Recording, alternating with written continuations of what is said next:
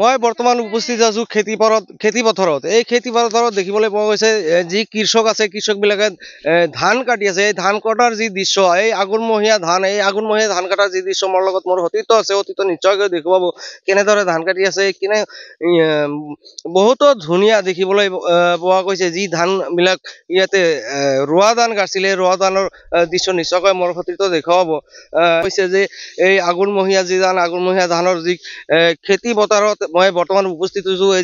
কেনেদৰে ধান কাটি আছে তাৰে দৃশ্য মই দেখুৱাবলৈ মই যত্ন কৰিম মোৰ সতীৰ্থক।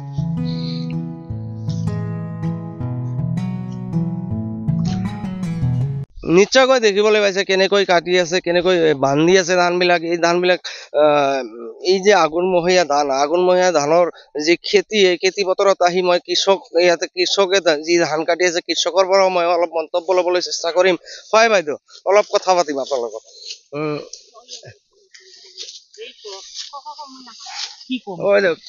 কিমান বিঘা মাটি এটা ৰৈছে ধান যি কাটিছে, কিমান বিঘা ৰোৱা ধান কৰিছে? 3 বিঘা। 3 বিঘা। কেনেকুৱা হৈছে আপোনালোকৰ? এই যে এনেকুৱাই ধান। আপোনালোকে যে ধান বিলাক এতিয়া কাটি আছে, আপোনালোকৰ কেনে লাগি আছে? ভাল লাগি আছে নে?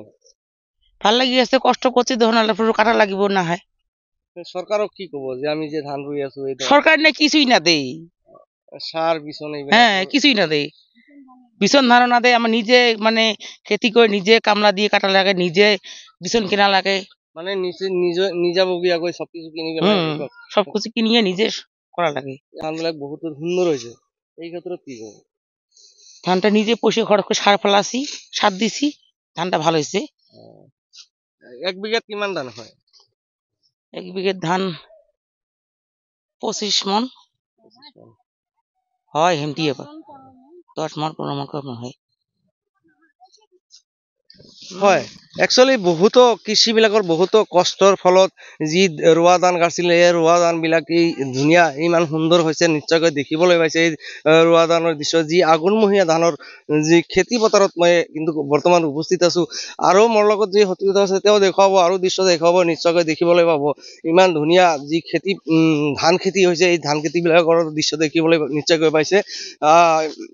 দেখিবলৈ পোৱা গৈছে এই খেতি পথাৰত বহুতো কৃষিজীৱী মানুহ ইয়াতে আহি ধান কাটি আছে। এই ধান কটাৰ দৃশ্য নিশ্চয় দেখিবলৈ পাইছে। এই ক্ষেত্ৰত ইয়াতে আৰু এজন খেতিয়ক আছে। এই খেতিয়কৰ পৰা মই মন্তব্য ল'ম। এই ধান খেতি কৰিছে, শাওণ মাহত যি ধান খেতি কৰিছে, এতিয়া হ'ল আঘোণ মাহ। এই আঘোণ মাহত ধানবিলাক কাটিব লাগে, তাৰে দৃশ্য নিশ্চয়কৈ দেখিবলৈ পাইছে।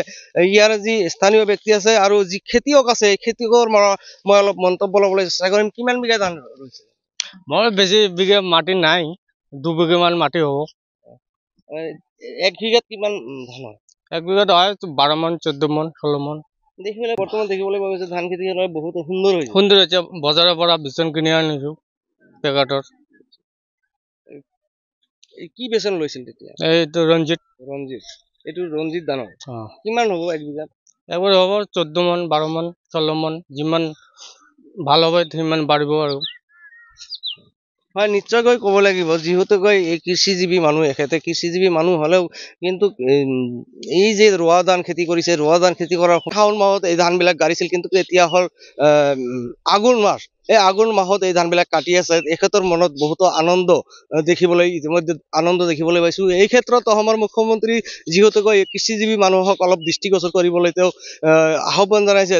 এই খেতিয়কজনে কৈছে যে আমি কৃষিজীৱী মানুহ, এই কৃষিজীৱী মানুহক অলপ দৃষ্টিগোচৰ কৰিবলৈ তেওঁ কৈছে যে আমাৰ বহুতো কষ্ট হয়, এই কষ্টৰ ফলত আমি এই যি নিজৰ পকেটৰ ধন খৰচ কৰি ৰোৱা ধান কাটিছো, এতিয়া আমাৰ যি ৰোৱা ধান হৈছে বহুতো ভাল লাগিছে, মানে আনন্দ উল্লাসেৰে ধান এখেতে কাটি আছে।